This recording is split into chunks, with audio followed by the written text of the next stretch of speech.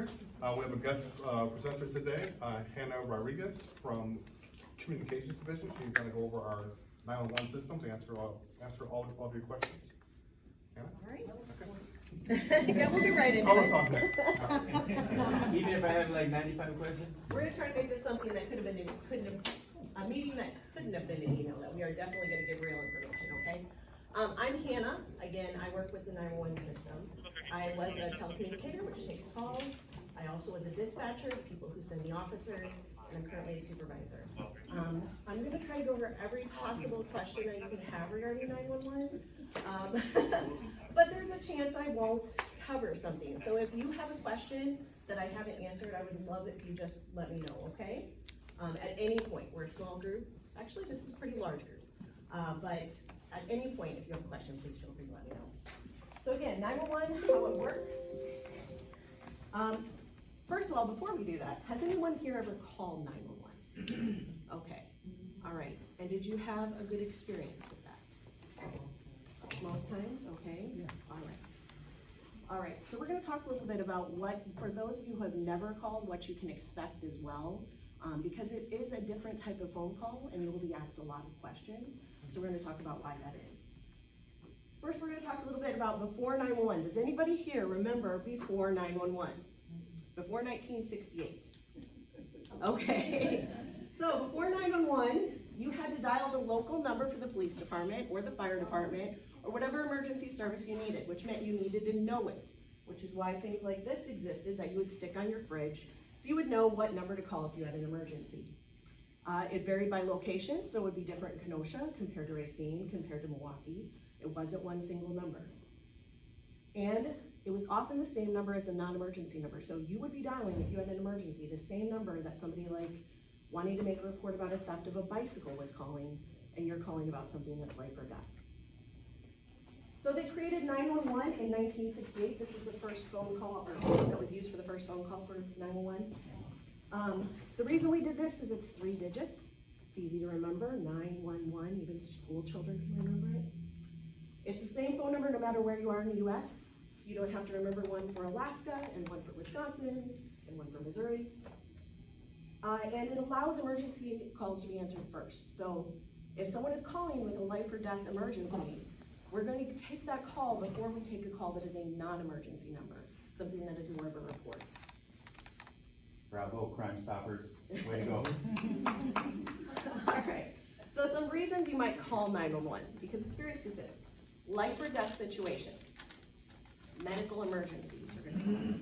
A crime that is in progress happening now, fire and smoke alarms going off, illegal use of weapons. This can include threatening, pointing, shooting, firing, etc. Motor vehicle accidents, and imminent threats of harm. So all these would be typical reasons that someone would call 911. Oh, sorry guys. One of the questions we get a lot is, well, how does my phone know which 911 center to go to? So this is how that's determined.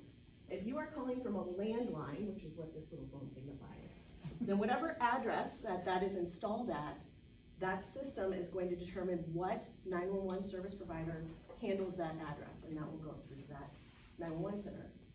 If you have a VoIP phone, which is a cloud-based internet phone, it's going to be based on the address that you gave at the time that you purchased that service. So if you live in a different area than where you use your VoIP phone, you want to make sure to contact your VoIP provider so that you're connected to the right 911 service. And then the bottom 2 are the most common ways people call us now. Cell phone, right? So the first way that we know, route rather, the call is based on the cell phone tower. So based on where you are and what cell phone tower your phone is using, it will route the call that way.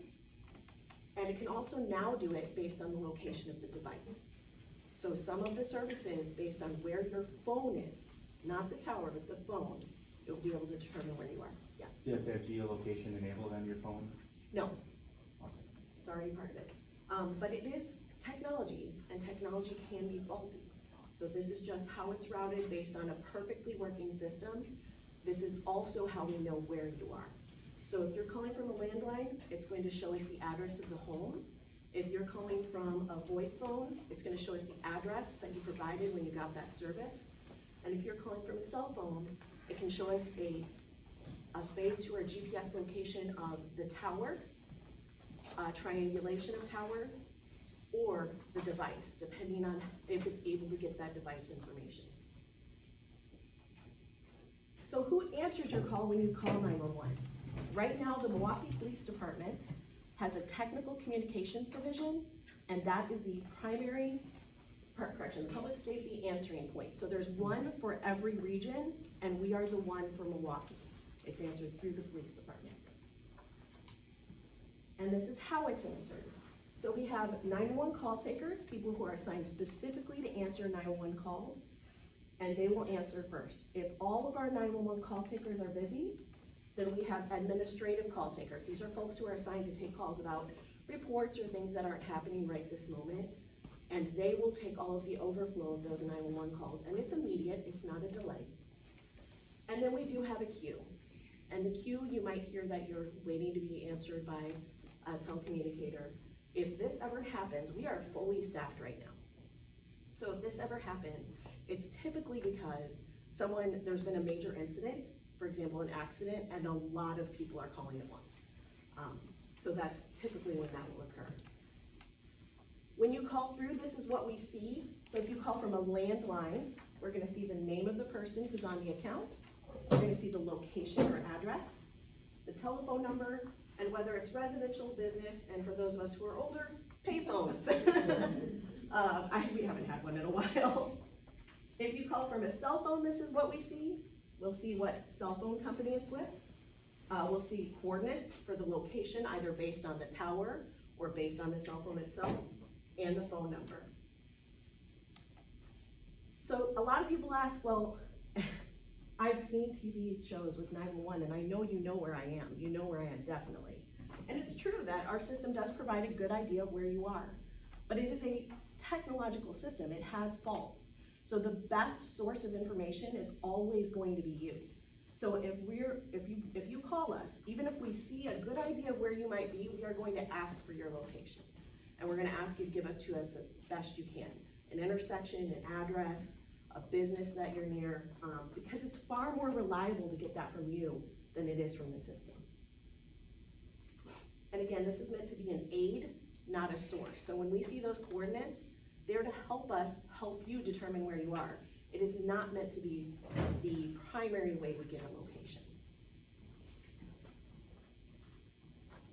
Now, what will you be asked when the 911 operator answers? You're going to be asked, what is the location of the emergency? This is the most important question you can answer, because if you can't say anything else, then we know where to send help. So at minimum, please give the location. What is the emergency? This is going to help us determine who to send.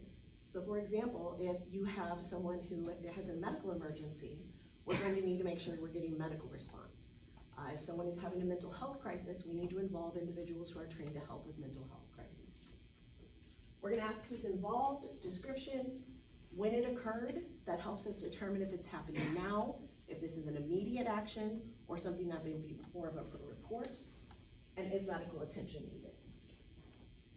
When we ask for descriptions, we might get detailed. If you've called 911 and had us ask you for a description, you'll know this. For example, if you tell us, well, I saw the car, I'm gonna ask you, what color was it? Do you know what year it was, roughly? What was the make, the model? Did you see the license plate? If it's involving something with your own vehicle, I might ask you for the VIN. And anything that helps it stand out. So was there a rear window broken? Was there a bumper sticker on it? Anything like that will help us to determine what vehicle it is. When we're asking about people, this is what we're gonna ask about. The sex or gender, the race, the approximate age, height, weight, hair color and description, clothing description, and anything else that helps that person stand out. And I know when you're calling and you're in crisis, sometimes it's easy to just say 2 or 3 things. I would urge you to give as much of a detailed description as possible, because what we don't want to do is have officers approach the wrong person, because we have limited information. So the more information is better, so that we're only going up to the person that's the subject. So if you call us, the police side of dispatch answers first. But what if you need medical? So this is what happens if you need medical. You'll call, the 911 call taker will answer the call. If you need just fire or medical, let's say you're calling about a fire alarm or smoke smell or something like that, we'll transfer you through the fire department and they'll continue with the call and handle your need. If you're calling and you need police and fire or medical, we're gonna stay on the line with you and connect with the fire department and we will both help you. So the fire department will help with anything medical or fire related, and then the 911 call taker will stay on the line and ask you for descriptions or what exactly occurred so we can help that with. Here are some tips. When you're calling 911, stay on the line with the operator. Do not hang up, please. It can be a little frustrating hearing all the questions. I think the number one reason people tend to hang up is because we ask a lot of questions. And when you're in crisis, you're like, just send to the police. But those questions are necessary. They help the officers who are responding narrow down what's happening. They help them determine who to look for on their way there. So all of those questions are necessary and they never stop response. They actually help response. So please stay on the line and do not hang up. Again, provide the exact location whenever possible. Stay as calm as possible and describe the emergency. Answer the questions if you can, and you can call anonymously. You have a right to do that. There is one call type where we will ask you some additional information about your name, and that is noise nuisances, because we are required to ask that in case a ticket has to be issued. But for all calls, you are allowed to call anonymously. If you want to protect your identity, you are welcome to do that. So we do get a lot of 911 accidental calls, and I'll tell you the primary suspect here is little kids playing with disconnected 911 phones. So if you have an older cell phone and it still has the battery in it, but it doesn't have service, it can call us, and it will. So if you hand that to a child, that if they're playing any type of game on it, if they're touching any buttons, every number they dial is coming through to us. If that happens, or if you accidentally dial, stay on the line and just advise us that you've misdialed. They're gonna ask you for your name and your address. We have to do that to show that we talked to somebody and that you were okay, that this wasn't a silent call of someone who was in distress and couldn't speak. And again, many of these calls come from kids with old cell phones, so just be aware of that. If you do hang up before your call is answered, a telecommunicator or a 911 call taker will call you back. So if you go into the queue, for example, and you're calling about a motor vehicle accident, but there's a lot of calls coming in and you disconnect, someone will be calling back that number. The only numbers we can't call back are the ones that are disconnected, but every other number gets a call back. If you hang up during your 911 call, we do have to, and we do call back, we're gonna make sure we're doing it because more information is needed, if it seems safe enough to do so, and if the phone number can be called back. The safe enough to do so is very important. If we hear that you're in distress and the subject is right there and maybe grabbed the phone, we may consider that it might not be safe for you if we call back. So we will indicate that in the call for the officers, but we wanna make sure that you stay safe. So that's an example of when we might make a different decision. What if you're calling and you speak another language? Not a problem. We have call takers who speak other languages and they can help in that way. But we also use the language line, which has 240 languages that can be used. So we just connect with an interpreter and we're helping in the same way as any other call. And if a person is deaf or hard of hearing, also not a problem. We have TTY functions, which are those phones that connect and then people type on them in order to communicate. We have the ability to type back.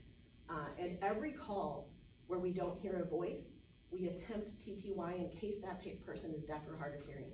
Just in case they're not hearing our verbal questions or prompts for them, we try TTY. And we also use Wisconsin Relay, which is a system that those who are deaf or hard of hearing can use to connect with an interpreter who then verbally connects with the 911 operator. This is regarding who sends us help. So we have two pictures up here. We have Ben and Izzy, both actual people that work with me. Ben here is a telecommunicator, so he takes the call, so when you're calling, that's who you're speaking with. And then he'll put the information into the computer there, and it will come to the dispatcher's board over here, and the dispatcher will send the officers or whatever response is required. Now, what if your call is not an emergency, so it doesn't fit any of the criteria that we talked about before? We're gonna go over some of these. These are the most commonly used non-emergency resources. So we're gonna start with an MPD non-emergency number, yeah. Is every station gonna have their own dispatcher? Every district has its own Police station? dispatcher Right. currently, yes. So when should you call non-emergency versus emergency? So emergency is life-threatening, life or death, major incidents, medical emergencies.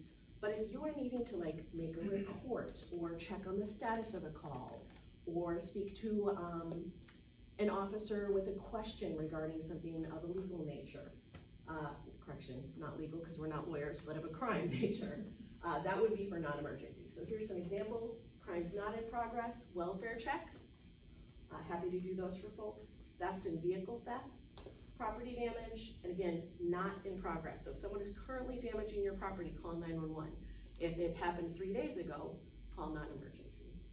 Drug dealing and loitering, and abandoned property.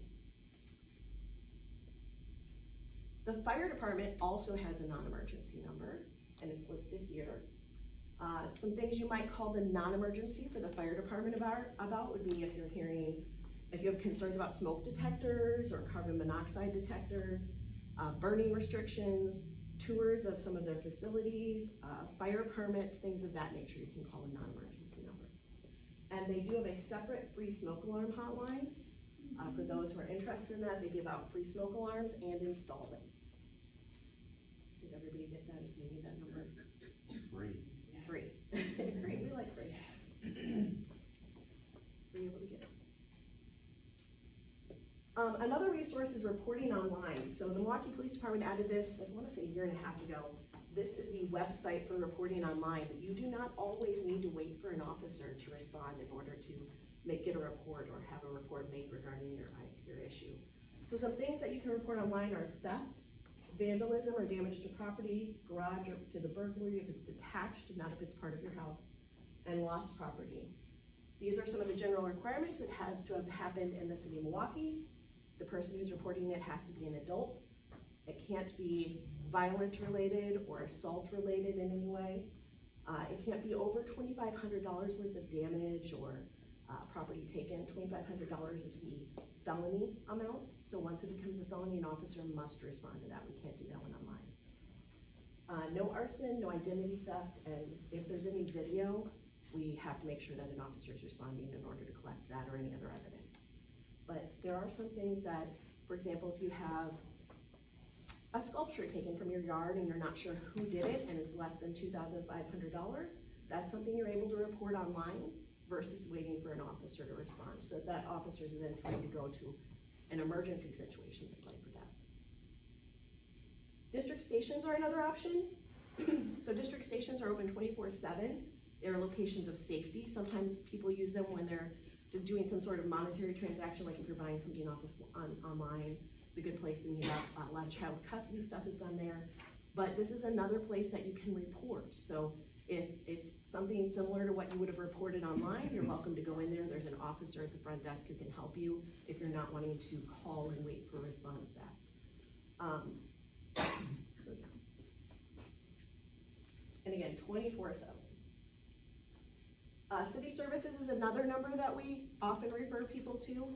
You know, we're not always the exact agency that's needed for a specific situation. So city services, they cover forestry. So if you have, after a bad storm, if there is a tree that is down, if it's blocking traffic, we'll have an officer go out and see if they can move it or stand by it or put cones with it. But forestry is gonna be the one that's responding in order to get that limb or that tree out of there. Street maintenance issues, electrical services, Department of Neighborhood Services, phenomenal section of city services. A lot of the dumping complaints go through there, neighborhood issues, Department of City Development, and the tow lot. The tow lot is particularly important in this moment because sometimes people will try to report their vehicle stolen and it's actually been towed. So it's a good idea to always call and just verify, was it towed? Did I park it in the wrong area and it got towed? 211, this is not a city agency, but this is a number that we do have to refer to frequently. So this is a nonprofit. It's run by Impact, and it's a 24/7 social services phone number. So if you have a question about shelter, food pantries, anything social service related, they can answer it. They will typically ask for your zip code in doing so. It is also available online. I didn't put it up here, but they do have an online component. If you don't want to call them, you can check their resources online. We also often refer people to the DOT, the Department of Transportation. If you are in an accident and it doesn't meet certain criteria, right here, no injuries, nobody's trapped, it's not blocking or hindering traffic, no one is impaired or intoxicated, no hazardous materials involved or leaking, no gasoline or flammable leakage, you can actually exchange the information and report your accident independently online. And you may, if you call, be advised to do that because it is the proper route through the DOT. This is the website for that. If that ever happens, you'll be referred to that. But if you are ever in doubt and you're like, okay, is this a non-emergency call? Should I be calling city services? Should I be calling 211? Just call 911. We will advise you. We don't want you to be in a situation where you're questioning whether or not you should be calling 911 and you're pausing so long that it's hindering help for your emergency. So just call us and we'll advise you if there's a better service that can help you out, okay? So some things regarding 911 in the city of Milwaukee are changing. Some of you may have heard about this. I don't know if any of you follow the Fire and Police Commission at all? Okay, so you might have heard about the Department of Emergency Communications then. So right now, the Milwaukee Police Department Technical Communications Division is the primary answer for 911, and we are separate from the Fire Department Communications section. What's going to be happening, hopefully in November, is that we will be merging into one Department of Emergency Communications, so that we are not separate. The ultimate goal is that every person who answers the phone will be able to handle your medical emergency and your police emergency, or your fire emergency. And every dispatcher will be able to dispatch any one of those responders. It will be all civilian, one agency answering all calls, and again, able to handle the calls fully, police, medical, and fire response. Then I've got this slide here just to kind of show you how much volume we do. This is last year, 2023. If you follow this down, our year total of calls for 911 was 528,841. So just to give you a good idea, and just to clarify, that includes calls that were answered directly, calls that someone hung up on, and callbacks we did if there was a hang up. So 528,000. So just to give you a good idea of how much volume that is, our population is about 500,000. So that's about one call per citizen. That's how many 911 calls we're taking every year. This does not include the fire department calls, which will be merged in with ours. And then we've got the admin over here, 211,000 calls for calls about reporting or questions or things of that nature. All right, and that's what I've got for you. Does anybody have any questions? Yes, ma'am. You said that you were fully staffed. What is that number? Oh, that's a good question. Well, we have different aspects. So we have supervisors. I believe supervisors were staffed at about 5 per shift, I want to say. That's rough estimate. We have we fill 10 dispatcher positions each day. So one for each district, and then we have reliefs as well in case someone has to go home, or if there's an emergency and we have to put individuals, officers on a different channel to be heard, we have to have a dispatcher for that, or if there's so about 10 dispatchers.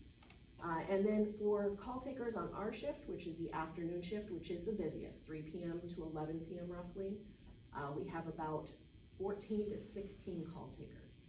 That does not include fires, that's just police. And it is just for 5th district? No, ma'am. We cover calls for all districts. So when we're getting a call, it's not separated for us by district. We just take each call as it comes in and handle it as it comes in. We don't know until you tell us which district it is. So all your dispatchers, civilian? I know there was a lot of complaints going on because they routed it to civilians answering the phone calls versus someone that's trained in that field. We've had civilians answering phone calls for, well, I've been there 7 years, since before that. Sergeant McGrath, how long do you think we've had civilians? I don't remember ever having, in my 23 years, having officers up there on a consistent basis. So it's been a while.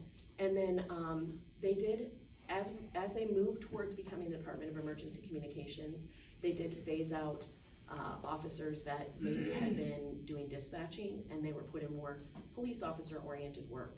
And that's really the goal, to make sure, number one, that we have it fully staffed, but also that officers are able to do the work that they were trained to do. We have folks who are highly trained doing a job that a civilian can also do, and we wanna make sure that we get those folks back where they can be the most help.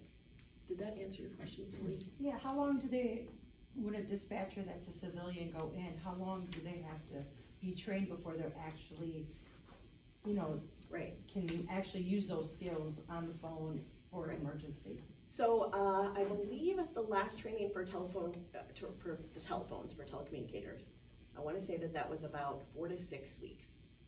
And then it's followed with on-the-job training. So the on-the-job training is you're sitting with someone who is fully trained, and they are observing you to make sure that you are doing everything correctly, so they can intervene if there's an issue. So how long does that last? For That on-the-job? lasts depending on how well the person does. So they have to go through, I wanna say it's 2 weeks. I apologize, I don't have this exact, and I'm happy to get your information to get you the correct full information. This is just an estimate. About 2 weeks that they do it, and then they have to pass, because there's a grading. We do grade it daily and turn in reports daily when we're training someone. And they have to pass each type, 911 and admin, about, is it 3 or 5 times now, do you remember? It's It's 5. 5, yeah. So it's pretty extensive. We don't just, there are some 911 folks, who put people right on those phones, and, they have somebody with them and they're just kind of guiding them in place. We have a classroom component, we have an on-the-job training component. It's very, very thorough. And it's the same with dispatchers. There's a classroom component, and then there's an on-the-job training with somebody who's experienced. And it is tough, I will tell you, it's very tough. Very skilled people will get to a point where they're like, I don't know if I can do this, and then there's a lot of encouragement, and they're like, okay, I got this, we got this for the community. Yeah, So if someone is having a mental health crisis. Yeah. Should that person or a, concerned party, call the 911 number or call another number? I know it's yeah, of course, it's a whole national, conversation, It is. of course, right? About, Yeah. not only, locally about, who is the right one to handle that? Are Oh, police equipped, for that? There's some feeling that you call the police, it's just gonna be exacerbated, they're the wrong ones, and of course, it's, political and all that, and, Right. Oh, no, I What's the completely best understand. Yeah, so let me give you a little bit of my background before I answer this question, so you know where I'm coming from. I worked in mental health, I worked the crisis lines for the suicide hotline, and also with individuals who had mental health disorders. So I'm fully aware of the concern about calling officers when there's a mental health crisis. It whether it's really- correct or not. Right, it really depends on the situation. We do have other resources that are available for individuals who might be in a mental health crisis, but we are one of the options. So that's something we have to leave up to the person who's calling, who can see the situation. I don't want to give a broad answer and have it not apply to the next one that occurs. So I will say this, police officers, we have a CART team, which is trained specifically in mental health, and they go around with a clinician and can respond to mental health crises. And many of our officers and many of our dispatchers and telecommunicators have also taken a mental health crisis class in order to be able to determine if someone is in a mental health crisis, how to interact with them, and how to respond. So there is very good training within the Milwaukee Police Department regarding that. There are other resources through 211 or through the mental health facility. Those are definitely there, but it's going to be up to you when you're making that call to determine what might be the best situation. People may not know those other numbers Right, offhand yeah.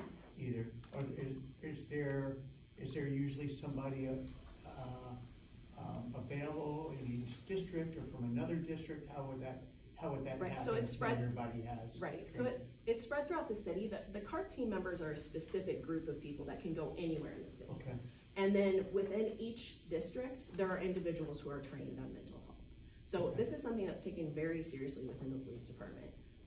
And even by call takers, when we're taking calls, when I train people, we talk about Helping to make sure when someone's saying they're snapping or this person is becoming aggressive, let's start asking if there's a mental health issue involved. So that we can start making sure that the response is oriented in that direction instead of just there's random violence that we don't know why it's happening. So throughout the whole system, from the beginning of the call to the response, we've had training to be able to help that person. Is this something that's been given more attention to the last few years? Well, I've been there 7 years and I was given that training in the first year. So I would say it's been ongoing. Got it. Wonderful. Thank you so much. Any other questions? Yes, ma'am. I haven't heard any, referencing to Milwaukee County services or how you work with Milwaukee County, and as I'm a Milwaukee County Oh. employee. Okay. Just wanted to know how that works. Yeah. Well, it kind of depends on the situation or the circumstance. City of Milwaukee, the police department handles the city of Milwaukee. But if it involves a park, that is owned by the county, then we'll involve the county regarding that. We usually go over a radio specific to them to advise them that we have an issue at that park that we've been told about. Will they be responding with us? Will they be handling? So that's typically how it's done on the police side. Was there Would another? that be the same for like highways or? Yes, exactly. Things Well, like that? I for mean, highways, yeah, I'm so sorry. General, go I'm ahead. so sorry, I was raised in the country, I apologize, I do not have good manners, I'm so sorry. Yeah, so for highways, we're gonna ask you, for example, if there's a motor vehicle accident, if it's on a ramp or a highway, because the county handles the highways and those ramps. So we're not going to, we may ask that very quickly, and the reason is we don't want you to give a lot of information and then have to go talk to somebody else and give that same information. So we'll make sure we get you through to the right responder. So they have their own dispatch department? That's correct. Okay. They have their own dispatch department, but they're not the one that answers when you call 911, that's gonna be the police department. Yes, sir, you had a question? I was just gonna piggyback on that, yeah, like the dispatcher is the one that makes the, oh, this is a county thing, so I need to notify them?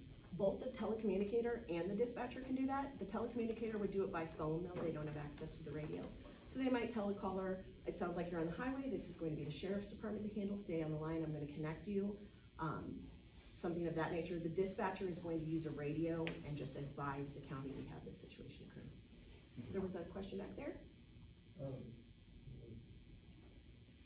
Why is the question, the race question, and I just feel kind of apprehensive about that Yeah. because of the, I guess the volatility of that, you know, everybody's not perfect and we do have racism, we have to acknowledge that. Yeah, And if the wrong officer gets the call and race, he might be responding on race and adrenaline and I don't really get that. I feel apprehensive about answering that question. And you certainly don't have to answer it if it's asked of you. I would say that it's just, from our aspect, just meant for description purposes, to help identify if there is someone who is a subject in a situation, someone who maybe caused harm or was involved in some type of crime, to be able to identify who that person was. I will say that I believe most of those are based on how the census was previously taken, so many of our questions mirror that. But you are welcome to describe someone however you feel best describing them. Well, I've been pushed, I mean, I've called the non-emergency quite a few, I mean, it's different than 911, but I've been pushed, you know, to answer that question. I mean, if you don't answer it, then it kind of sort of, it gets kind of stagnant, if you will. Yes. I apologize if that's occurred, because you do have a right to say that you don't want to answer that question. It is imperfect. It's imperfect, much like our society is right now. And maybe that's something that we can work on. But for right now, I know that it's in there just to be able to help officers identify one person from another. But it's in there with many other descriptors. So if you choose not to give that, that's certainly welcome. You're absolutely able to do that, but please do provide additional descriptors then, so that we can make sure we're finding that person, so that we know it's that person, not the person standing next to them. So if you want to not give that in the future, that's absolutely your right, but please do additional descriptors then. The online reporting, what is the turnaround time? Who does the follow-up on that? Well, most of those are just a report. So that because there's no additional evidence, there's no suspect that might be known, it's just you putting the information in for a report and receiving a case number. If you're needing follow-up in any way, that has to involve an officer. Any other questions, guys? I just have one question, or maybe two, who knows, depends. And then I'll come back to you. So what is the protocol if a telecommunicator is being disrespectful? Cause I know we got some calls in our end at District Five saying, hey, I called just to do a follow-up on my call, Yeah. but the TC was so disrespectful. She keeps on pumping and pumping, cause I already called 3 times to see what's the status of getting a squad at the dispatch at the location. I appreciate you asking this. If you ever have a call that does not meet your satisfaction, because we serve you, we are not some agency that is not, can act on its own and do what it wants. We belong to the citizens. So if we do not meet your expectations, then ask for a supervisor.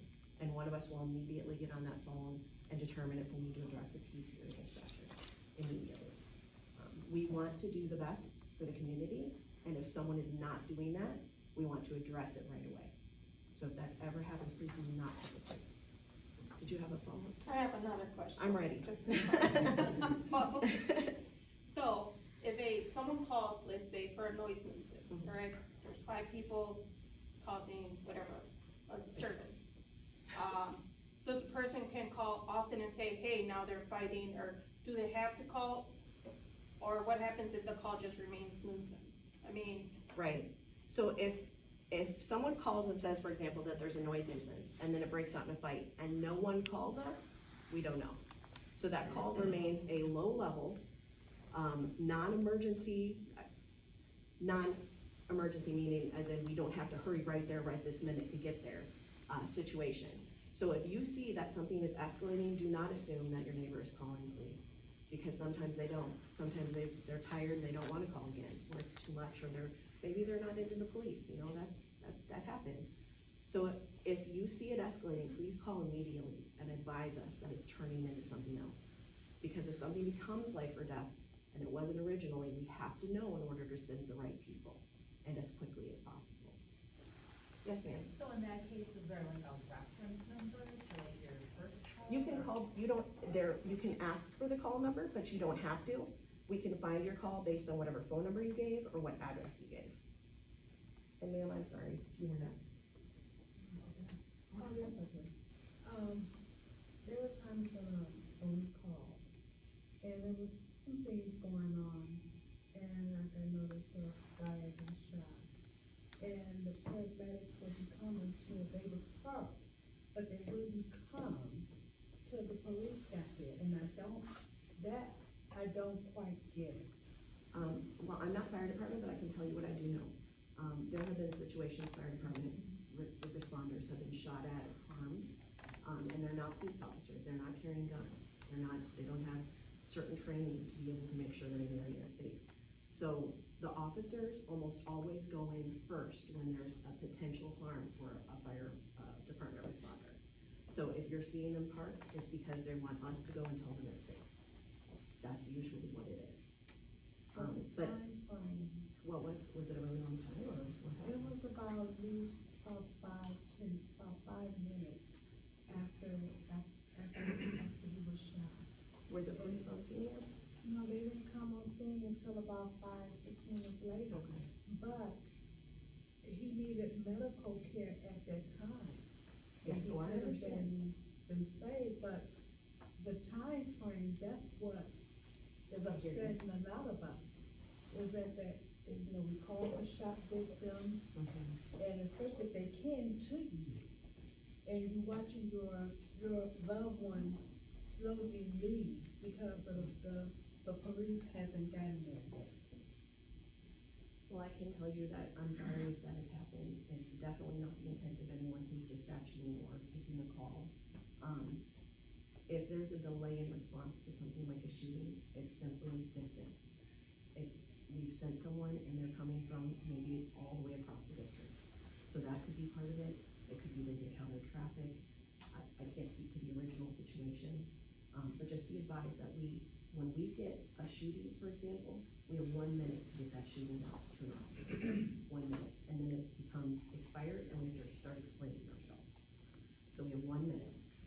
But again, that officer does have to drive there, so that could be part of the situation. If you wanna speak with me afterwards, maybe I can look at whatever situation it was and find out what occurred on our end. I won't be able to speak for the police, but I can certainly speak for communications. Okay, Yeah, that's perfectly fine, I'll do that. Anybody else, any questions? I've answered all the questions you have about 911? Hey, Hannah, Yeah. why don't you just touch briefly on how providing descriptions and talking to the TC does not necessarily Oh, yeah. delay police response? Yeah, it's a really good point. So because the telecommunicator is taking the call and the dispatcher is sending it, the telecommunicator has to get that call in about 30 seconds to a minute. A minute if they're struggling to get a location, but it's gonna be a lot less than that. We usually get them in 10, 15 seconds if someone has a huge crisis.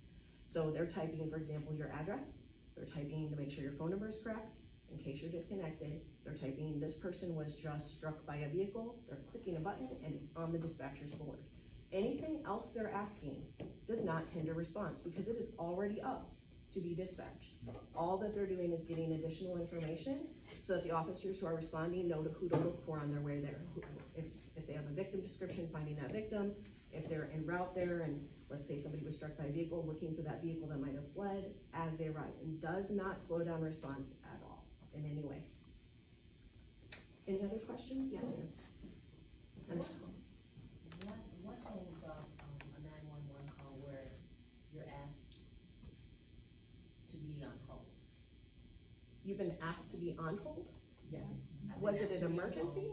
I've called, like, sometimes I've called, I'm gonna just say, even in the situation when my husband died, and I found him dead, and when I called, I got a recording. Oh, the You queue, know, but okay, then yes. sometimes, once I was asked to hold. So, I'm not sure why you would have been asked to hold. I would have to look into that specifically. It was so long ago, Well, it doesn't matter, Well, but I think I most, just wondered, I thought it was unusual when it Yeah. happened. and it is unusual, that's why I'm confused. Sometimes it's inexperience and wanting to make sure they give you the correct service and response. If they're placing you on hold, it should almost never happen on a 911 call though. And then as far as hearing the music before you hear an operator, that's what's called the queue. And that's if a lot of people are calling at one time. So it's almost always, like a motor vehicle accident and a lot of people calling at once. And then it goes right through to the first available 911 operator or the first available admin call taker. Both of those will start picking up right away. And you had a question? Yes, I had called a not the 911, but the non-emergency. Yes, ma'am. For the empty property next door. I had called twice and still nobody had never came to observe that. Was what somebody- going on right next door to me. So- Was someone breaking into it? Is that what was happening or? No, they were just out there making a lot of noise. Okay. And playing loud music. Okay. So they didn't call, I called in, and I waited like 2 or 3 hours later, and I called back again, and nobody never called. Definitely not the response we want, but I can tell you why it might have happened. So there have been days during this summer and during past summers where we've had some pretty significant events and we have to send officers to those first. So for example, if there's a shooting, we're not sending 1 or 2 people, we're sending several. They have to block off that area, they have to make sure they're going with the victim, checking for the suspects, that's a lot of officers. And that means that those calls that maybe aren't life or death get delayed. And in the summer, that can go up a bit. It's just a matter of there are a lot more calls than there are officers. And welcome to analyze that however you'd like, but that's how it is at the moment. But again, we're doing our best, and we always try to get the help to the people who have the life or death emergencies first. And you're not taken off the board, you're not removed, that call doesn't go away. We try to reach out, or we'll have somebody go by as soon as we have an available officer. Sometimes we'll have an officer go by as they're going to something else, to see if the noise is still occurring, to see if they can intervene on their way to something else. So it is important to us, but we do have to do it in order of life or death. Any other questions, guys? Okay, all right. Well, if you do have a question, or if you need to speak with me after, I'll be right over here, and I'm happy to answer anything else. It's been a pleasure talking to you guys. I guess I'm turning this back over.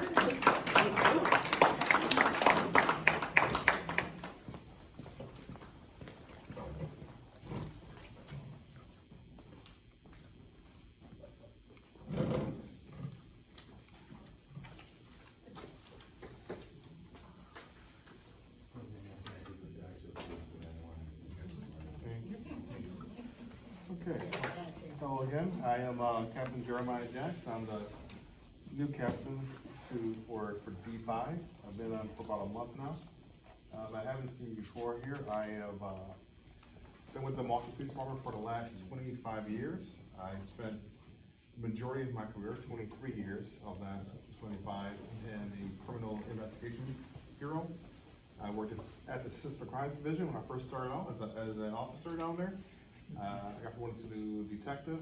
I worked in the violent crimes unit for a year, where I would respond to shootings that were non-fatal. And then the majority of my career I spent in the homicide unit.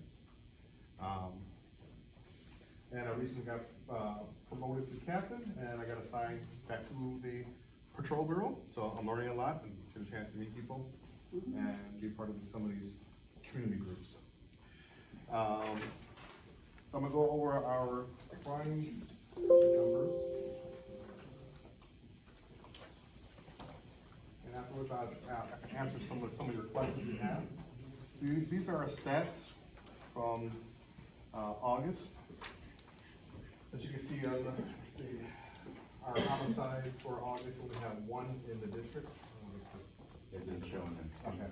We only have one homicide in the month of August for D5. And for the year, from 2023 to 2024, we're down 20%. We have 20 homicides occurring in D5 for the year, and that is from January 1st through August 31st. Our sexual assaults have went up in August by 700%. I have not noticed anything that mostly are any strangers. So a lot of it's probably known actors or known to the victim. For overall, from last year to this year, we're down 33%. Our robberies in the month of August have dropped. We have done a lot of proactive measures over the last 4 weeks to try to bring down those numbers, but overall from last year, we're still up 8%. Robberies is one of those challenging things. We have, unfortunately, we have a lot of young juveniles that are committing these robberies. They're going around, driving around and robbing people. Whether getting out of their cars, walking through their houses, walking to the store. We have done a really aggressive job on apprehending said juveniles, and I'll be quite honest with you. Once we catch them, they're in our custody for a little less than 6 hours. We drop them off at the Milwaukee County Children's system, our court system, and they usually get released within an hour, and they're back out with their friend committing another robbery. So a lot of it is, we are doing our best to try to arrest and to provide services to these kids, but it always doesn't catch up to them quick enough for us to try to prevent them from doing the next robbery. So we are going around in the area, we are being present. We try to talk to them, we try to get them services, keep them from committing more crimes. Move on to our aggravated assaults. For the month of August, those drops down to 118, which is still really high. We're down 4%, but for the year, we're down 12%, with 832 aggravated assaults for the year. Our human trafficking numbers have been no changes, but for the year, we're up by 1 from last year, like a 33% increase. Our total violent crime is down 5% from July to August, and total violent crime from last year, from 2023's numbers to this year's numbers, is down 10%. Now, our property crimes, our burglaries are up 33%. There's also one of those, what is called a non-violent offense. So, although my squad that does the investigations for these, they're doing a really good job of trying to identify people. They know who our main actors are. They do actively look for them, arrest them, refer them down to the DA's office, but because they're non-violent offenders, they're not usually held in jail, which always creates a problem. And the people who are committing burglaries have addiction problems. So dealing with their addiction problems, trying to get them help through the court system sometimes takes a little while. But we do recognize how that can affect someone. My parents are once a victim of a burglary, and they had to leave because emotionally my mother just couldn't handle having someone go into her house and she felt violated. So I do truly understand how that affects people, and we do try to do our best to see if we can offer services to people who are committing these crimes, because a lot of times they're just really hooked on drugs, and as soon as they are forced out of their rehab or they fall off the wagon, they're back at it again. But overall, for the year, from January 1st to August 31st of 2023 to the same time period in 2024, we're down 21%. Our thefts are also down. For month to month, we're down 24%, and for the year, we're down 9%. Our auto thefts, one of our major challenges of working in the district. In the month of July, we had 87. The month of August, we had 77. That's a 10% decline. All those are also, that crime is usually done by juveniles. As young as 11 to like 18 years old, it seems to be what they do. They have, I talked to some of these kids, for them it's just fun. They don't understand the repercussions of stealing someone's car. They can't get to work, they can't provide for their family. But for them, it's just fun.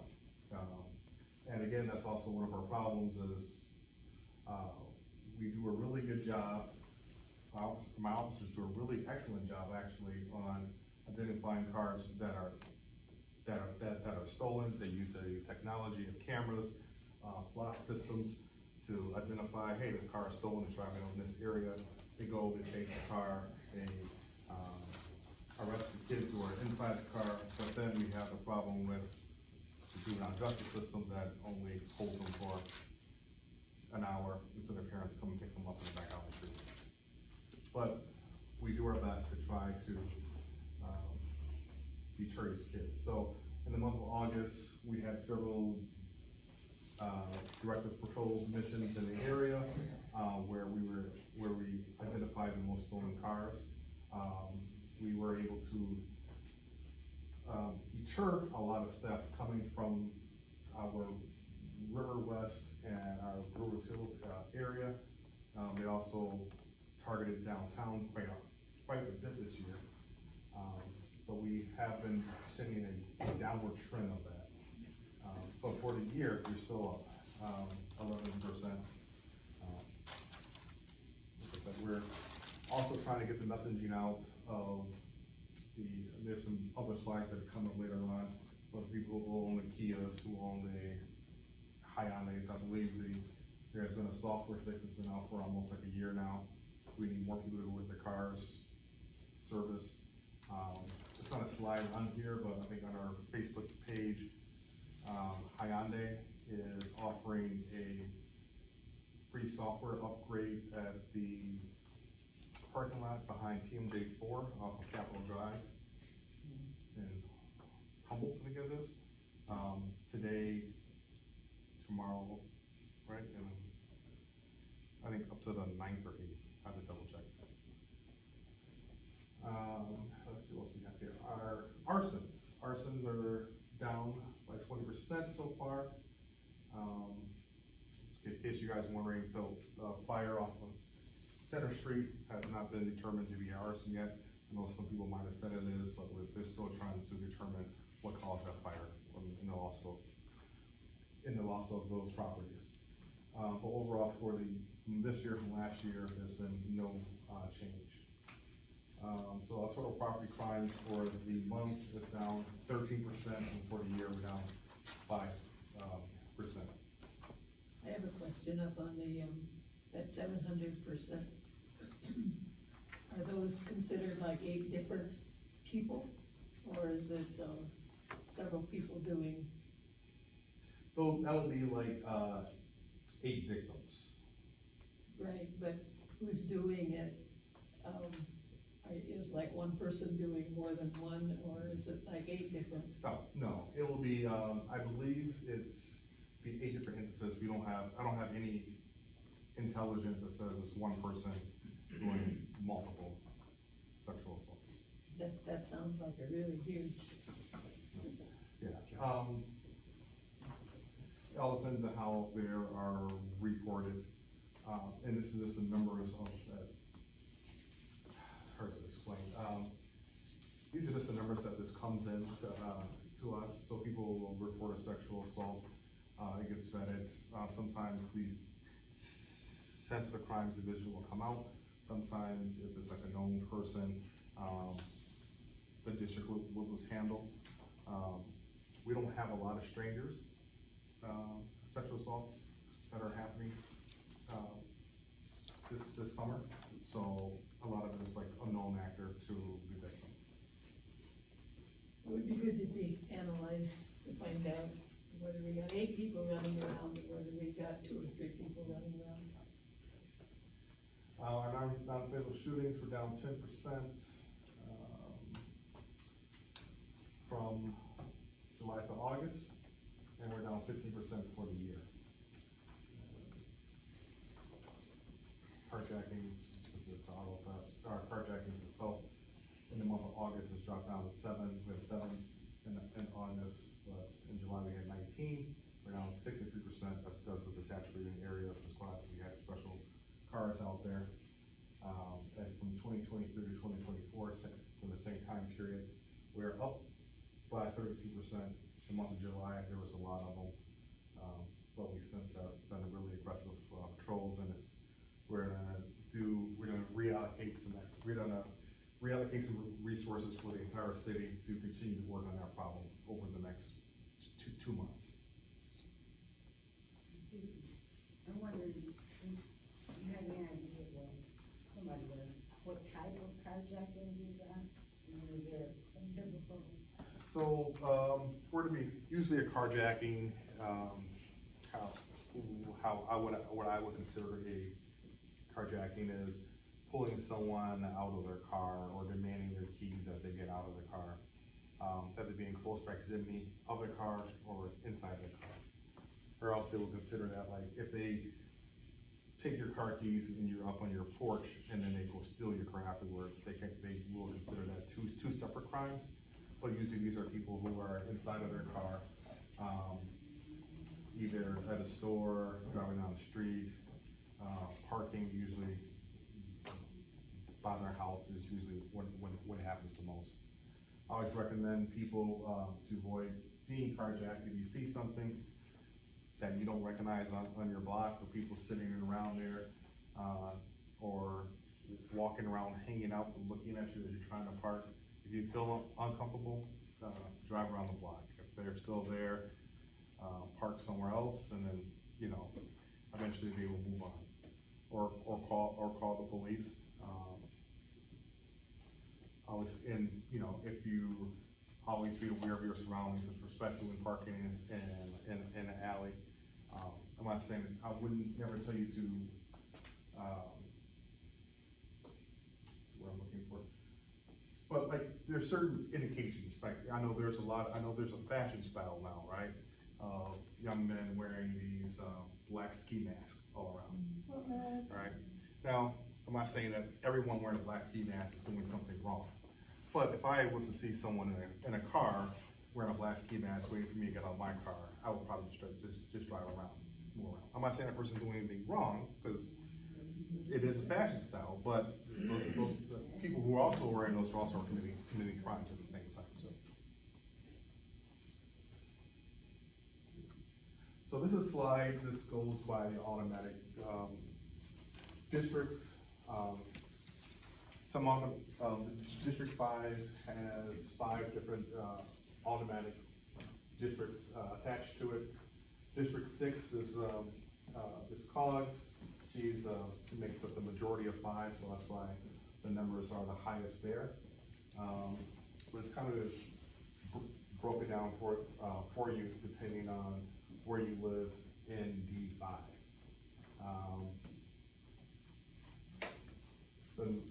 The main numbers, I guess, would be like our total violent crime numbers, like Alderman Pratt's, section had 24 incidents of violent crime. Alderman Brossoff, this is the River West area, had 7. Ms. Coggs had 100, incidents of violent crimes. Alderman Jackson had 23, and Alderman Stamper had, 9. Property crimes, Alderman Pratt, she had 25. Brossoff had 14, Coggs had 145.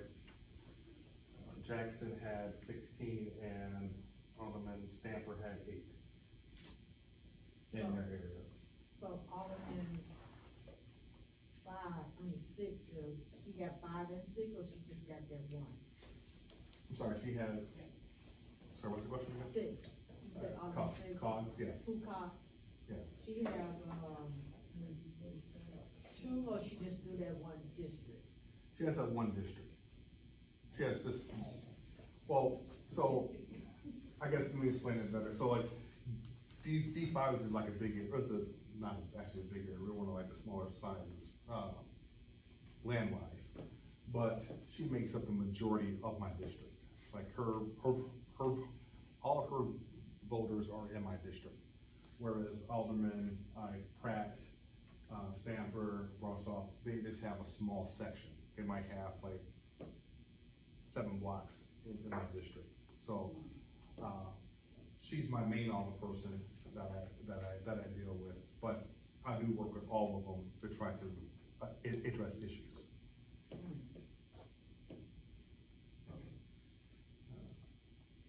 And then on the other side of the slide, you have the call types, for each district. Basically the top 10 call types: troubled subjects, welfare checks, subjects with weapons, shot spotters, battery fights, accidents, thefts, threats, and stolen vehicles, and wanted subjects. And it kind of gives you a little spread, of the numbers broken down by each automatic district and the percentages of calls.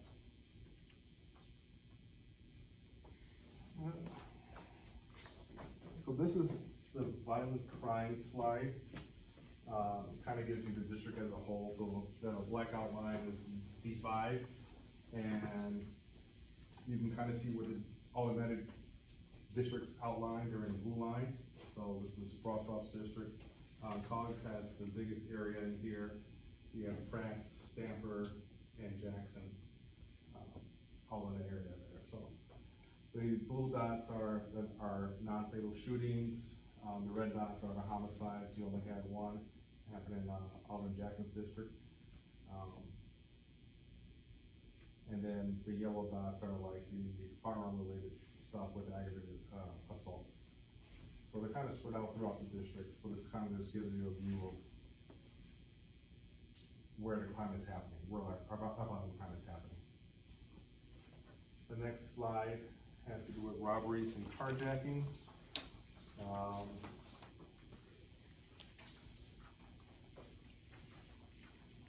The robberies normally, as you can tell, kind of usually happen in the areas, like the River West areas are the Brewerville area,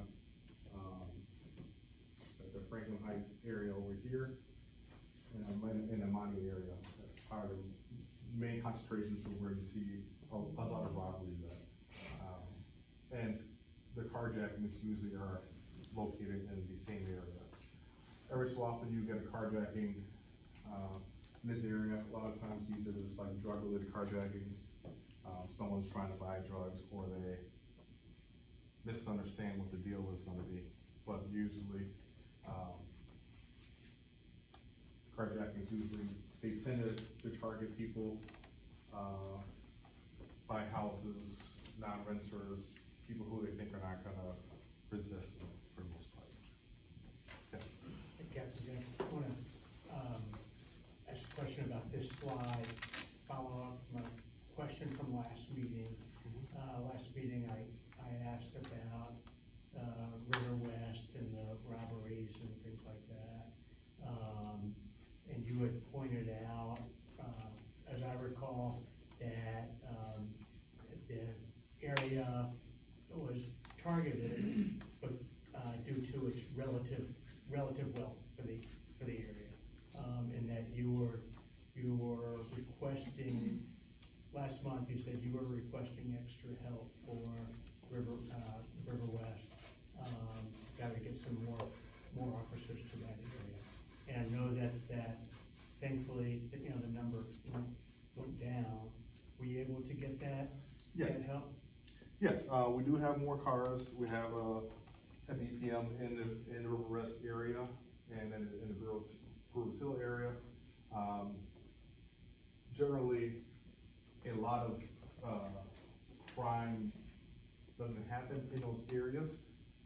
You know, you're not having a lot of shootings or anything like that. So, I mean, as the first presenter explained, you know, shootings are a high priority. So you always see a lot of police officers in those areas, squads in those areas, and they get tied up. So a lot of times the areas where crimes, those type of crimes are not taking place, they get neglected, for a lack of a better word. It's not that police don't want to go there or patrol there, it's that they're usually tied up.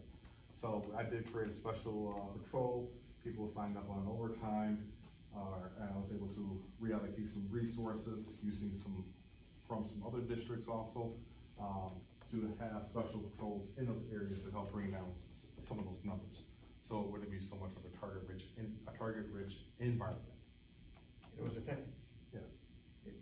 One follow-up, quick question, somewhat related, you said some of these juveniles, unfortunately doing some of these crimes. And it's due to the juvenile justice system that the police force, your hands are tied. Anything that we could do? Who would we call? You know, I'm not under the false hope that one call, especially for me, you know, could make a difference. But how would we seek to help you all out with that? Well, that is a complicated question. I guess I don't just blame like the juvenile justice system. I guess how the system is set up is they don't have the room or capability to house kids how they once did in the past. Obviously, in the past, over the last 10 years, there are some news stories of children being abused and how we hold kids in jail for periods of time for too long, I guess. Maybe it wasn't the best idea, so trying to find that balanced approach, and they still are working through that. I know the state, the governor, and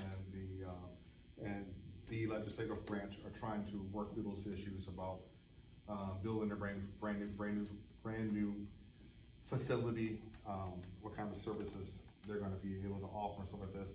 Unfortunately, it's taking a lot longer than what they probably should have, but, you know, that's above my pay grade. I only can work with the tools that I have. So there's really no one to call. A lot of these things just have to come to fruition on their own. I do know they're looking at property in the District 4 area, building a brand new facility. It just hasn't happened yet. So, as those things happen in the future, hopefully we can reach some of these kids before they start. I mean, my ultimate goal is to start reaching some of these kids when they're in the 5th, 6th, 7th grade, of course, to prevent them from making these major mistakes now. Because let's be honest, if you start stealing cars at 14 years old, are you gonna be able to hold a job when you're 18 years old? Of course, probably not, right? You're gonna end up in prison. So my ultimate goal is to prevent them from starting crimes in the first place. So I'm working with some of the aldermen, hopefully this year, we can come up with some programs so we can get us into some of these middle schools before they become influenced by the older kids and continue on as well. Takes a village. Yes, it does. But the juveniles know there's no consequence. Yes, they absolutely. They have no reason, even, fear getting caught, because they know. Yeah, well, they do understand there are no consequences to their actions today. And a lot of times, as parents, or we as people in the community, have to explain to them what the consequences are in the future, right? So I was talking to this young man about a week and a half ago. and he was in a stolen car with 4 of his buddies. 3 of them got caught, 1 did not. He was about 14 years old. He sees me, first thing he says to me is he wants to file a complaint against the officers for endangering his safety.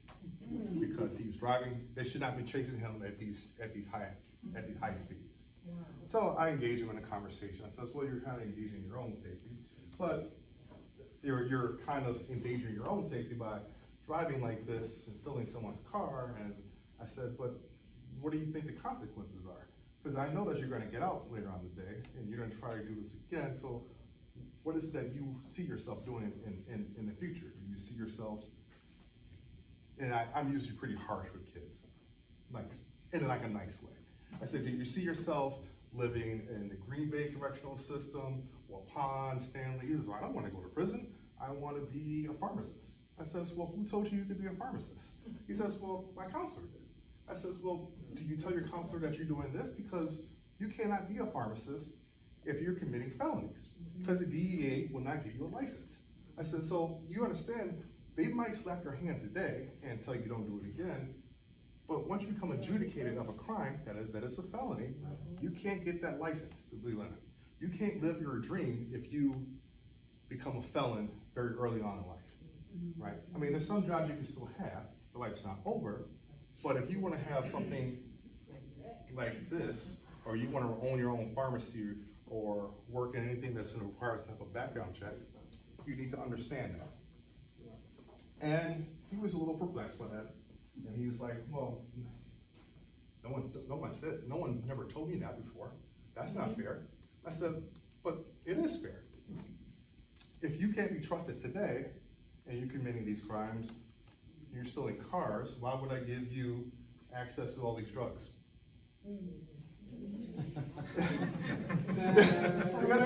They ask yourself these questions.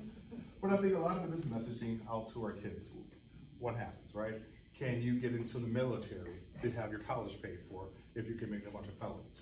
No, you can't. So a lot of it comes from parents. You have to explain to your kids, hey, you this. The court system, or they might slap you on your hand today and you might get out. It might be fun today, but guess what? Are you gonna remember? I always ask kids, do you remember what you did last year on this day? And usually say no.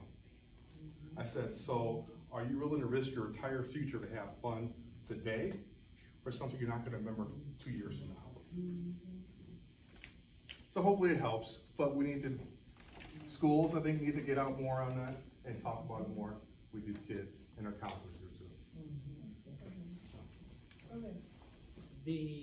There used to be a time when you all were doing, and I think it was set up through, Zeitler, listening sessions for children and adults as well.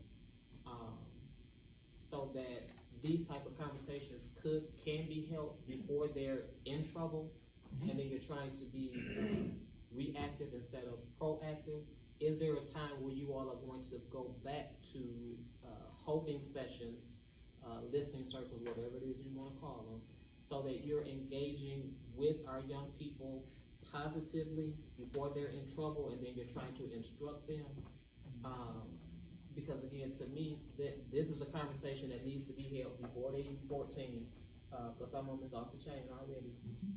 When they're in 3rd grade, 2nd grade, to kind of direct them before they decide, you know what, I think I wanna try this. I'm willing to, and I'm open to it. This is finding the right community groups, and it's finding the right forum to be able to do that. Obviously,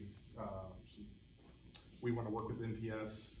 You know, there's always been some issues whether or not we should have police officers in school or not. There's different mindsets. Some people want police officers in school, some people do not. You know, it's a law though now, isn't it? It is, but we still have to be, as Chief Norman has says, we still have to be welcomed in. So it's one of those things of, I wanna have those discussions with the schools in my area, whether it be public schools or private school or parochial school.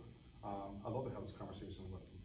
So do try to do outreach. We are gonna try to do outreach to them to see if they can allow us to have conversations or how we can work together. But we have to be walking dead. We can't just force ourselves. I remember when I was, when my children was at Riverside, and there was a lot of issues going on there, and I was very involved. And I went to the principal and I said, you know, you got the after school program. I go up there to take a walk and the kids is not in the building, they're sitting outside smoking weed, they're sitting there. And I said, that needs to be dealt with. And, I said, well, to me, if I come up here and see it again, I said, you will know. He said, well, we didn't want the police because that shows that we don't have any control. Yeah. I said, well, to me, somebody gotta have control. They do. It is a challenge, and, you know, like I said, I'm only working with any school. We're willing to stop by and talk to anyone. You know, I love to interact with kids, whether they're young or whether young adolescents.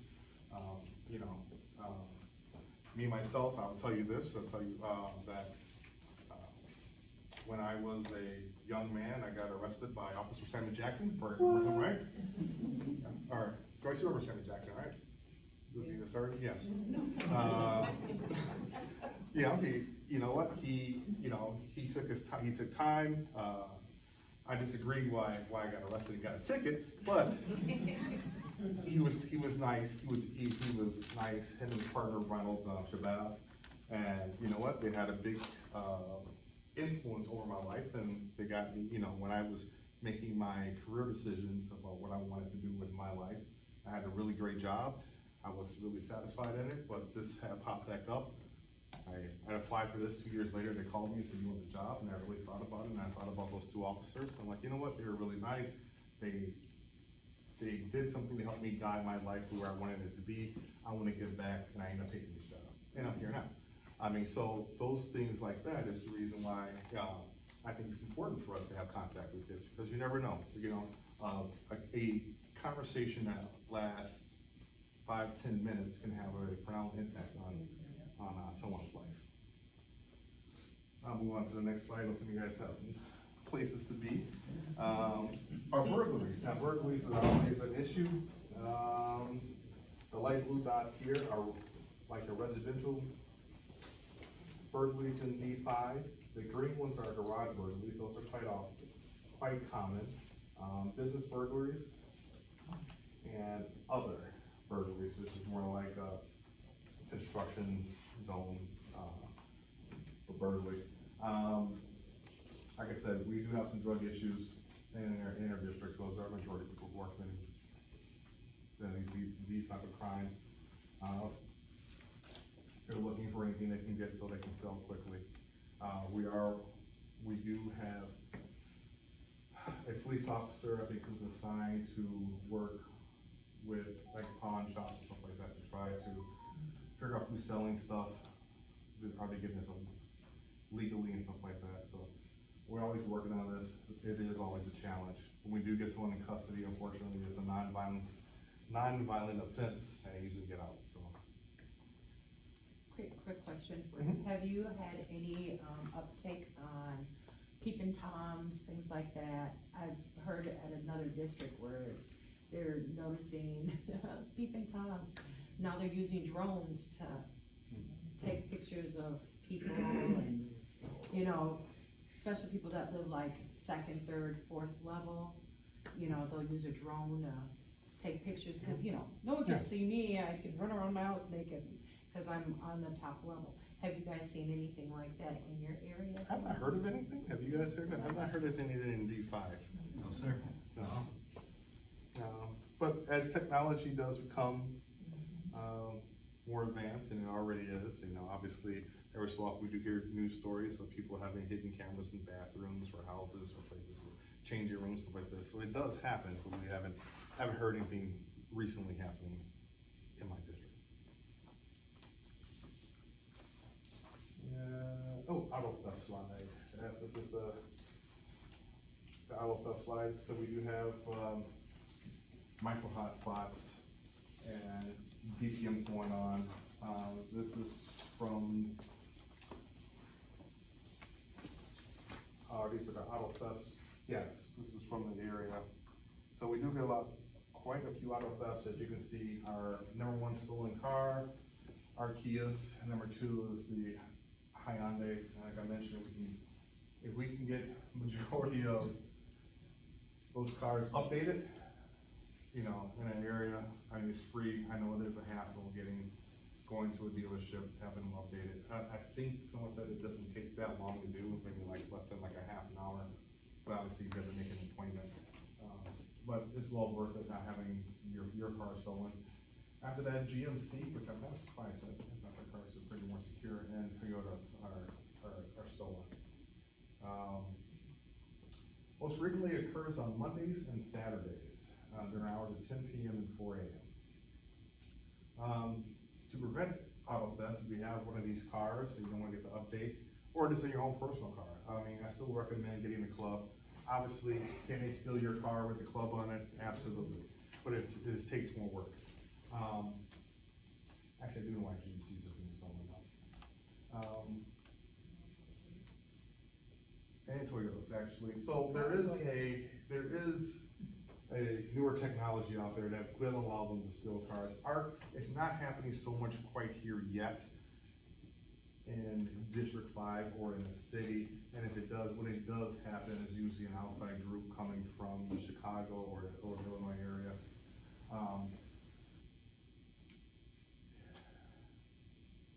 I don't know what I mean, I guess the main solution to that would be probably using some type of like kill switch or a club device. We're probably gonna have to go back old school on those devices. On the Toyota, is there a certain kind of Toyota, or is it just any? I don't have the years that those Toyotas are being made, that are being stolen. I'll have to get back to you on that, but, I would assume probably the older ones up here, because, I mean, I know the ones that are usually the cars that are now being targeted, that we haven't figured out a way how to stop those thefts, are usually your Jeeps, and your Dodges. There's key programmings, and it's just hard to prevent those. So those school ways of having a club or having a kill switch will probably be the best ways of doing those. You still give out those free clubs for a long time? We ran out of them. We ran out of them, yeah. No more clubs? No more clubs, yeah.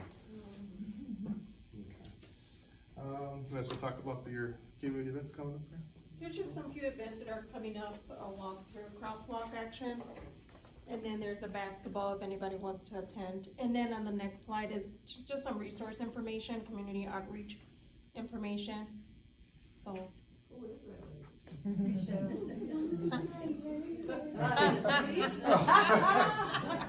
you. All right, next meeting is Wednesday, October 2nd at, to be determined. It's to be determined the next location. But we'll keep you updated and posted on, we normally post it on Facebook and then we'll send an email as well out. Okay. You had a question? Not really a question, just a comment on that. When you have them at these larger facilities, which are great to get to see, could you maybe put on here like where we enter? Okay. I feel like which entrance, because that would help. We'll do. We didn't know that till today. Yeah, we'll do. Friday, we have, in District 5, we have, a hotspot that's being, the liquor license is being, reviewed, if you will. I think they tried to do it earlier, but I don't think the person notified people in the area. The police department gonna be there, and, we've had concerns last year with the meeting, and some of the police officers answered some questions for one of the officers who wasn't very pleased with it, including the captain at the time, that, in reference to, living in the area. I mean, I've got the video, and, you know, I think we just had they were raided, and, no one still hasn't, all the person or the police department hasn't mentioned anything about why that happened, and the possibility that it's gonna be under new ownership. So we don't have any information going into this meeting, what happened and how that impacted what's gonna be happening at this next meeting. Will someone be there to explain it? Because I think that's one of the caveats that could, force force the licensing committee to not renew the liquor license for that store. We've been dealing with this for a ton of years. Yeah, so the hotspot,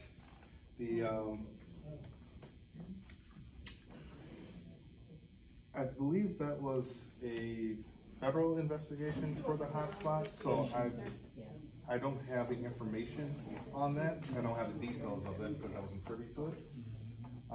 And I'm not sure they generally would not go to something like that, but the alderman would be, it's at, Jackson, right? Right, Yes. she doesn't respond. I'll see her Friday, so. But they are aware of what happened Right. at the hotspot and the issues Absolutely. with having a liquor license there. I know there's another liquor store right down the block from there, two of them, right? Within the close proximity of Well, I don't know, the area. the Gary's. Yeah. On the corner, and that's my other concern is what's gonna be done about Port Sunlight Way, Mother Freeman's Way, or whatever you wanna call it. I mean, every day there's gambling, it looks like there's squatting, I mean, they don't allow it downtown, so why they allow it why are we allowing it in the inner city? I mean, I talked to Norman last year about it, and I didn't necessarily, like his answer, because I'm ex-military, and, I've been in the middle of the Indian Ocean protecting this country, and the police department can't protect one city block.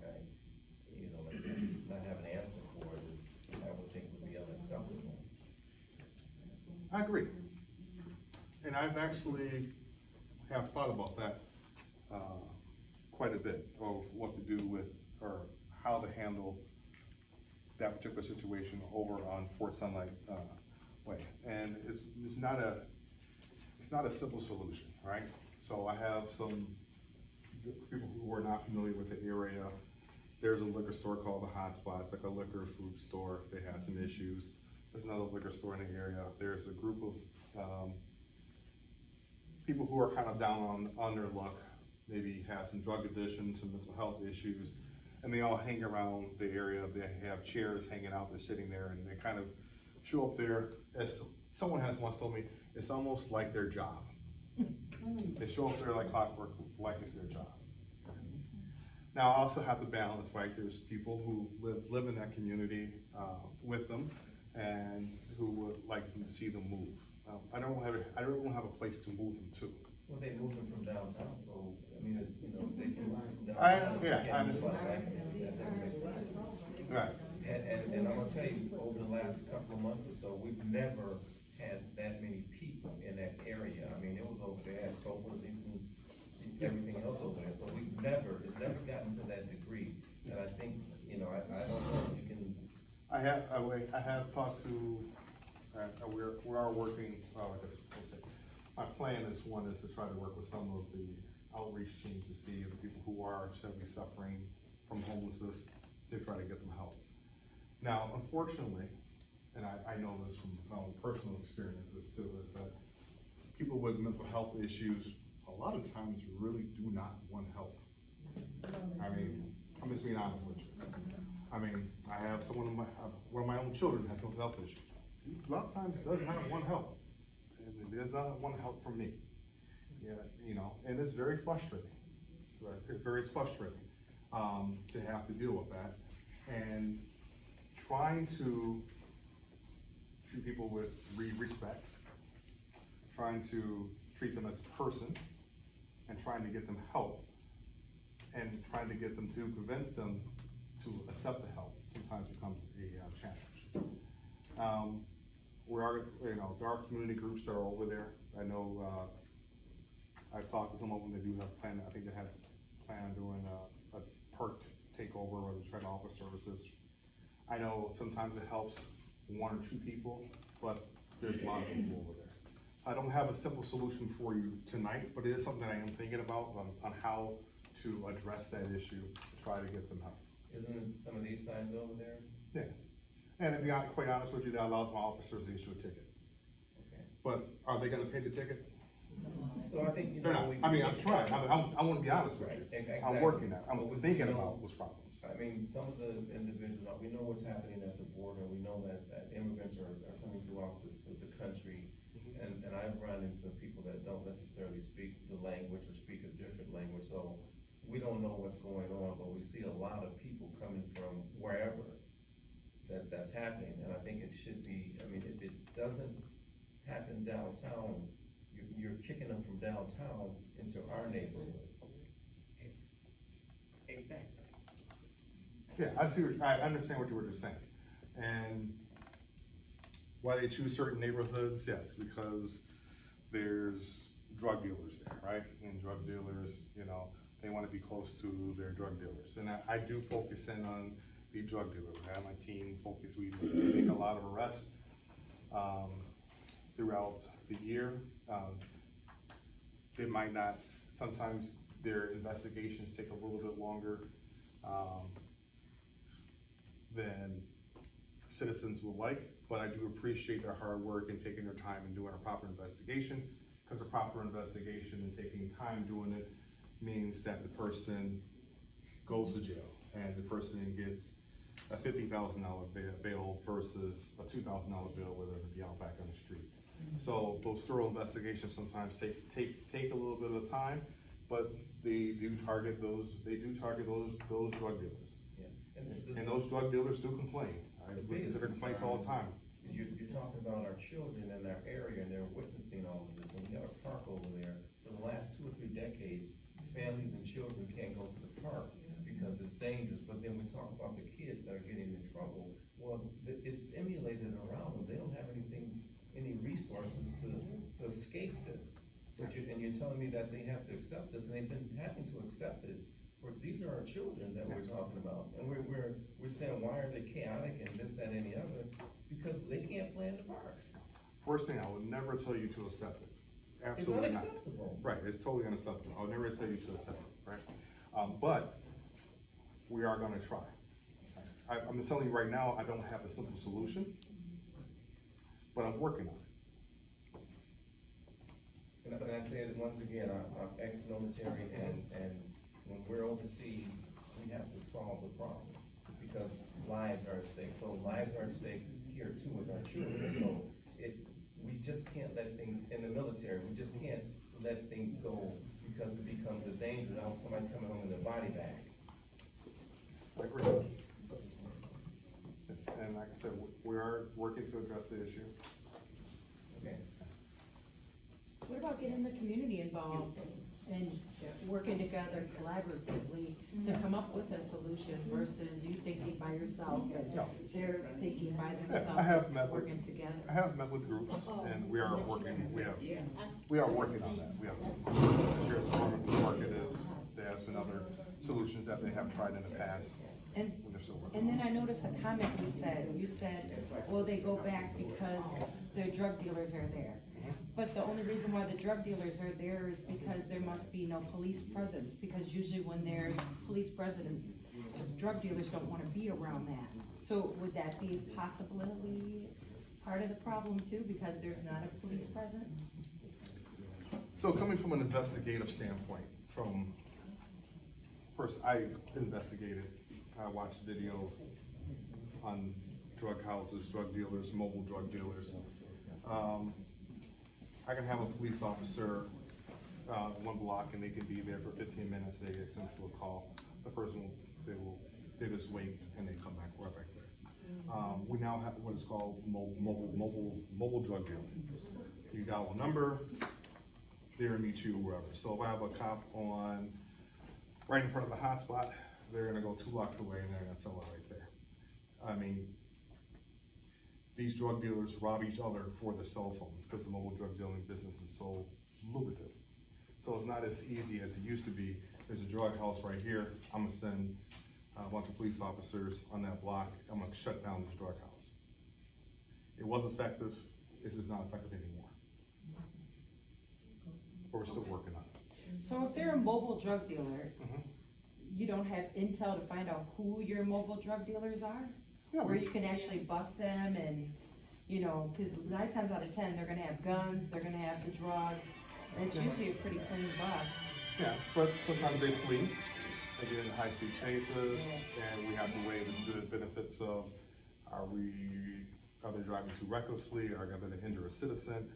And, I mean, it sounds easy, and we do target them, we do try to arrest them, we try to do a good investigation, we try to figure out not just what they have in the car, but where they live at, so we can arrest them at their house, so we can get enough drugs to be able to build a bigger case against them versus what small amount they may have inside I their car. have a question. Yes. You know, in the past, we used to have police officer, he talking about the hotspot, so I'm talking about from Atkinson, which start like Fort Washington. Mhm. You know what I mean, like 8th Street, Yes. all the way to the 27th Street? Yes. That's a big hotspot right there. Absolutely. I mean, that's just your constitution, you cannot miss it. Nobody can miss it. But I never see any police in our area.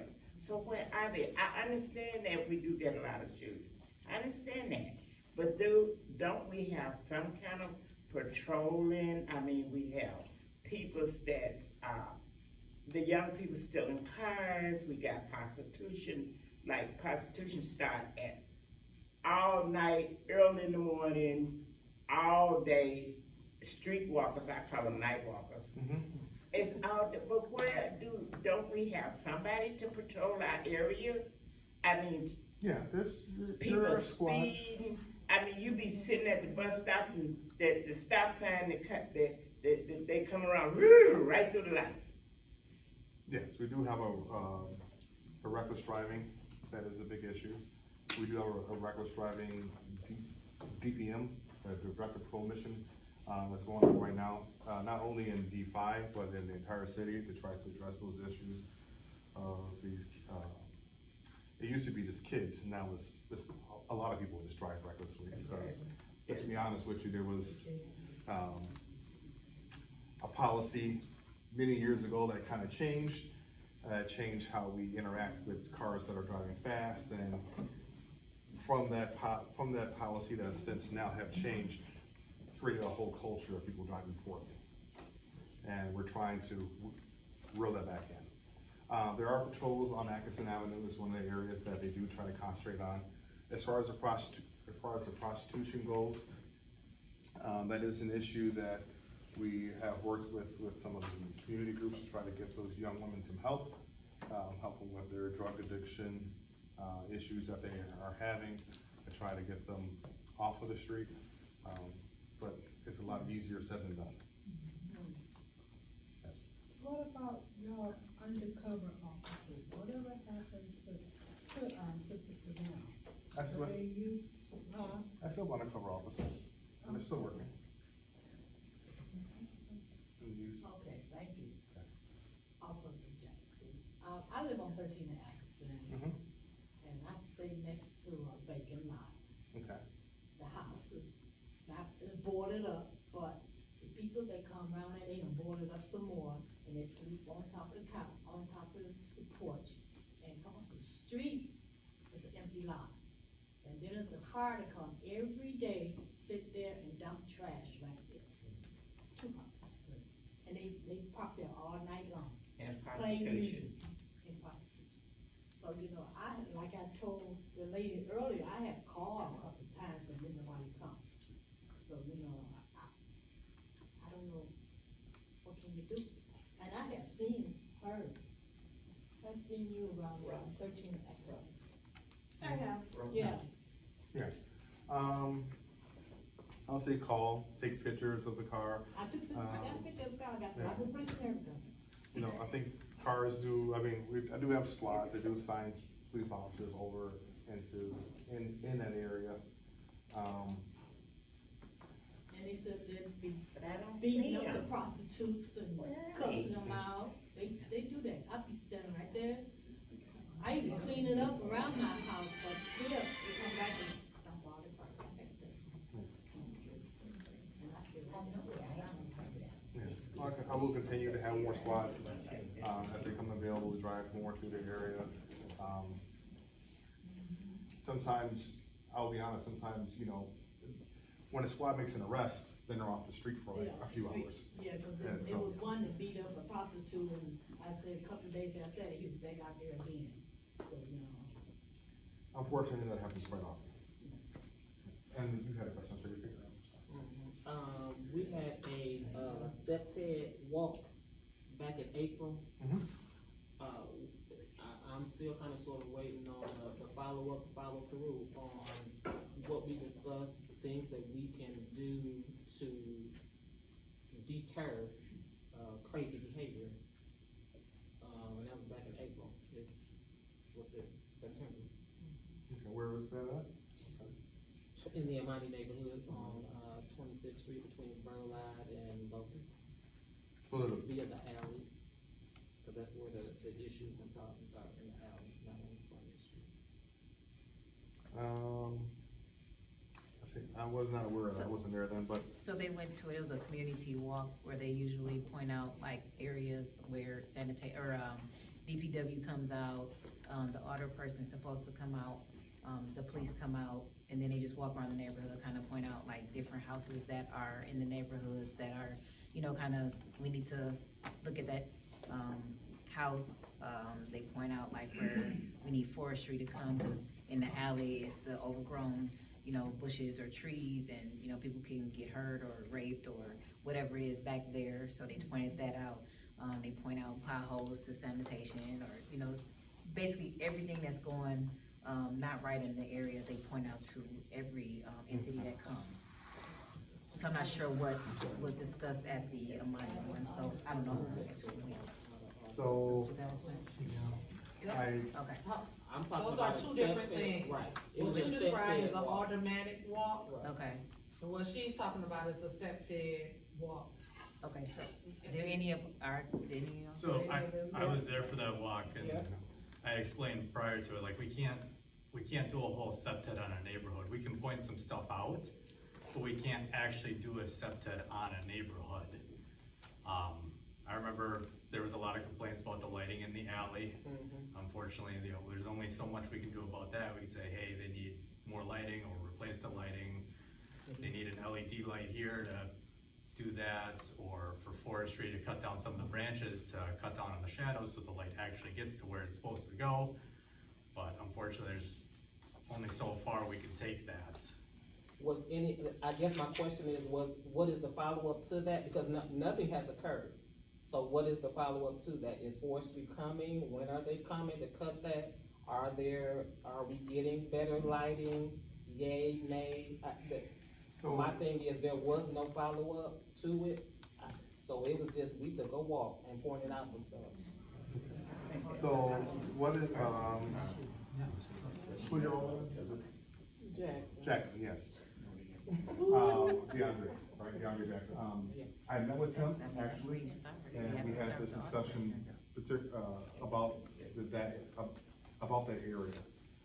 The issues that he addressed with me is getting services in that area has been a challenge because of the amount of crime in the area.